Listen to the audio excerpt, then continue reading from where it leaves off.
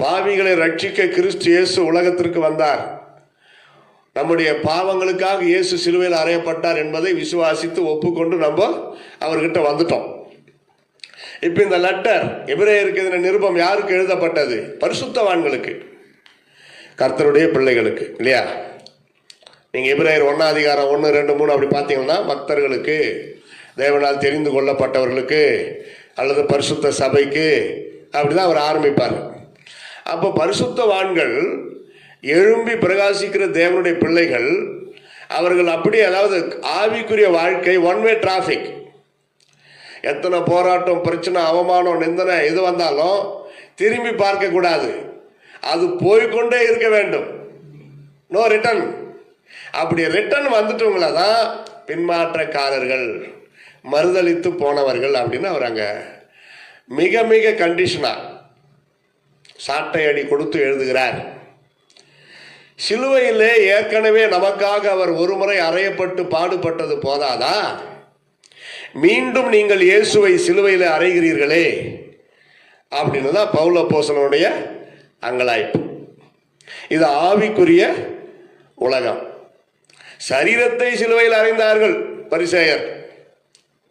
கைகளிலும் கால்களிலும் ஆணிகள் அடித்தார்கள் ரோம சக்கரவர்த்தி அந்த காலகட்டத்தில்.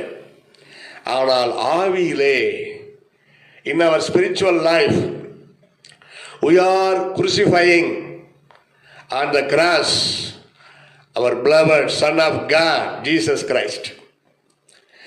இயேசு நம்முடைய பாவங்களுக்காக, நம்முடைய நோய்களுக்காக சிலுவையில் அறையப்பட்டார். ஏசாயா தீர்க்கதரிசி புஸ்தகத்தில் படிக்கிறோம், 53ஆம் அதிகாரம் 4, 5, 6 பார்த்தோம்னா, நம்முடைய மீறுதல்கள் நிமித்தம் அவர் நொடுக்கப்பட்டார், நம்முடைய அக்கிரமங்கள் நிமித்தம் அவர் காயப்பட்டார், நமக்கு சமாதானத்தை உண்டு பண்ணும் ஆக்கினை அவர் மேல் வந்தது, அவருடைய தழும்புகளால் குணமாகிறோம். அப்படி கொண்டு போறார். இதுதான் பேசிக் fundamental. But come to spiritual approaching. ஆவிக்குரிய வட்டத்திற்கு வாருங்கள். ஆவிக்குரிய வட்டம் என்ன? அந்த சிலுவையிலே இயேசு கிறிஸ்து அறையப்படுவதற்கு முன்னாடி அந்த பிலாத்து அரண்மனையிலே காணப்பட்ட சில ஜென்ம சுபாவங்கள், மனிதர்களுடைய கெட்ட சுபாவங்கள், அவர்கள் எதை வச்சு இயேசுவை சிலுவையில் அறையிறாங்கன்றது அங்கே ஒரு ஆர்குமெண்ட் நடக்குது உள்ள பிலாத்து அரண்மனையில். அவங்க அந்த வார்த்தைகள் எல்லாம் சொல்ல வேண்டிய அவசியமே கிடையாது. ஆனால் இயேசு அவர் தானாக வந்தார். சிலுவையிலே மரிப்பதற்காக தான் பரலோகத்திலிருந்து பூமிக்கு இறங்கி வந்தார். பாவங்களுக்காக சிலுவையில் அறையப்பட்டார். நம்ம எப்போ போறோமோ அவர் மன்னிக்கிறார். மறைந்திருக்கின்ற இயேசுவை சிலுவையில் அறைகின்ற, மறைந்திருக்கிற, அங்கே காணப்படுகிற சில சுபாவங்களை பார்த்தா நமக்கும் அது இருக்குமா? இருந்தால் அது தப்பு, அதை விட்டு விடணுன்ற எண்ணம் வரும். அதில் முதலாவது பார்ப்போம், சிலுவையின் மறுபக்கம். யோவான் 19:12 படிக்கலாம். யோவான் 19:12 பிரைஸ் சொல்லார் படிக்கலாம். பிலாத்து அவரை விடுதலை பண்ண வகை தேடினான். யூதர்கள் அவனை நோக்கி, இவனை விடுதலை பண்ணினால் நீ ராயனுக்கு சிநேகிதன் அல்ல, தன்னை ராஜாவென்கிறவன் எவனோ அவன் ராயனுக்கு விரோதி என்று சத்தமிட்டார்கள்.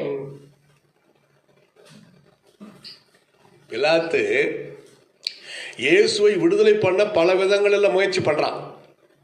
நீங்க அதை தொடர்ந்து அப்புறமா படிச்சு பாருங்களா. இயேசு கிறிஸ்து சிலுவையில் அறையப்பட போறாரு, அவரே தைரியமா நிற்கிறார். முன்னாடி நாள் நைட்டு சாப்பிட்டு இருக்கிறார், சீடர்களோட திருவிருந்து அப்படியே போஜனம் பண்ணினார்கள் அப்படின்னு இருக்குது. நாளைக்கு சிலுவையில் அறையப்பட போறாரு, அவருக்கு நன்றாக தெரியும். ஆனாலும் இயேசு அதுக்கு முன்னாடி நைட்டு சாப்பிட்டார். ஏன் தெரியுமா? சிலுவையில் தொங்குற வரைக்கும் அந்த பலன் தேவை, சரீரத்தில் பலன் தேவை. சிலுவையிலே அறையப்படுவதற்கு முன்னாடி எத்தனையோ குற்றவாளிகளை ஒன்று குறைய 40 அடிகள் சாட்டையால் அடிக்கும் பொழுதே செத்து போனார்கள். அதெல்லாம் இயேசு அப்படி போறப்போ வர்றப்போ பார்த்துருப்பாரு, கேள்விப்பட்டிருப்பார். பிதாவின் சித்தம் அவர் சாட்டையால் அடி வாங்கும் பொழுது மரிக்க வேண்டும் என்பது அல்ல. சிலுவையில் ஜீவனை கொடுக்கணும், சிலுவையில் அறையப்படுறப்ப தான் அவர் மரிக்கணும். அதனால நாளைக்கு சாவு வரப்போது, இன்னைக்கு சாப்பிட்டா இருப்பாரு போஜன பிரியன், அப்படி இல்லை அதுக்கு அர்த்தம். அவர் போஜன பிரியனும் அல்ல, பெருந்திண்டி காரணம் அல்ல. அவரே எதிர்த்திருக்கிறார் போஜன பிரியத்தை, பெருந்திண்டி அவர் எதிர்த்து பேசியிருக்கிறார். ஏன் எங்க சீடர்களோடு சாப்பிட்டார்னா, கடைசி ஒரு விருந்து, முதலாவது திருவிருந்து, அப்புறம் சாப்பாடு. போஜனம் பண்ணி முடித்த பிறகுதான் அவர்கள் ஜெபிப்பதற்காக ஒலிவமலைக்கு போனார்கள் அப்படின்னு தெளிவா இருக்கு. யோசித்து பாருங்க. சிலுவையில் தொங்குறப்ப கூட அவருக்கு அந்த பலன் இருக்கணும். மனப்பூர்வமா மனுக்குலத்தின் பாவத்திற்காக அவர் சிலுவையில் தொங்கணும் என்பது பிதாவின் சித்தம். ஆனால் இங்கள் இந்த இடத்துல விளையாடின சூதுவாது என்ன தெரியுமா? பிலாத்து இயேசுவை விடுதலை பண்ண எவ்வளோ முயற்சி பண்ணுறான். ஒரு விஷயத்தில் அவனை கொஞ்சம் பாராட்டலான்னு வச்சுங்க. ஆனால் யூதர்கள், இயேசு கிறிஸ்துவினுடைய யூதர்கள், யூத குலத்திலே தான் இயேசு பிறந்தார். இயேசு கிறிஸ்து அவருக்கு சொந்தமானதிலே வந்தார். அவருக்கு சொந்தமானவர்களும் அவரை ஏற்றுக்கொள்ளவில்லை. பாருங்க, புறஜாதி மனுஷன் பிலாத்து, அவன் ரோம சக்கரவர்த்தி, அவன் சொல்றான், இந்த மனிதனிடத்தில் ஒரு தீமையும் நான் காணவில்லையே, ஏன் என்னிடத்தில் கொண்டு வருகிறீர்கள்? உங்க பிரான்ச்சில் ஏரோது இருக்கிறார்ல, அவர்கிட்டே கொண்டு போங்க. ஏரோது கிட்ட, பிலாத்து கிட்ட நைட்டோட நைட்டா எத்தனை முறை அவரை அலைய வைத்தார்கள். ஆனா பிலாத்து விடுதலை பண்றதுக்கு தான் ட்ரை பண்றான். சொந்த ஜனங்களோ, இயேசு கிறிஸ்துவின் சொந்த ஜனங்களோ யூதர்கள், அவங்க என்ன சொல்றாங்க தெரியுமா? பிலாத்துக்கு ஒரு பயத்தை உண்டாக்குனாங்க பாரு, எப்படி டப்புன்னு. ஏப்பா ராஜாவே, நீர் இவனை விடுதலை செய்தால் ராயனுக்கு சிநேகிதன் அல்ல. ஏன்னா ராயன் அவர் பெரிய கவர்னர், இவன் பிலாத்துக்குலாம் லீடர். இப்போ அவரு தான் உன்னை வேலையில் வச்சிருக்கிறார், பிரதான மந்திரியா.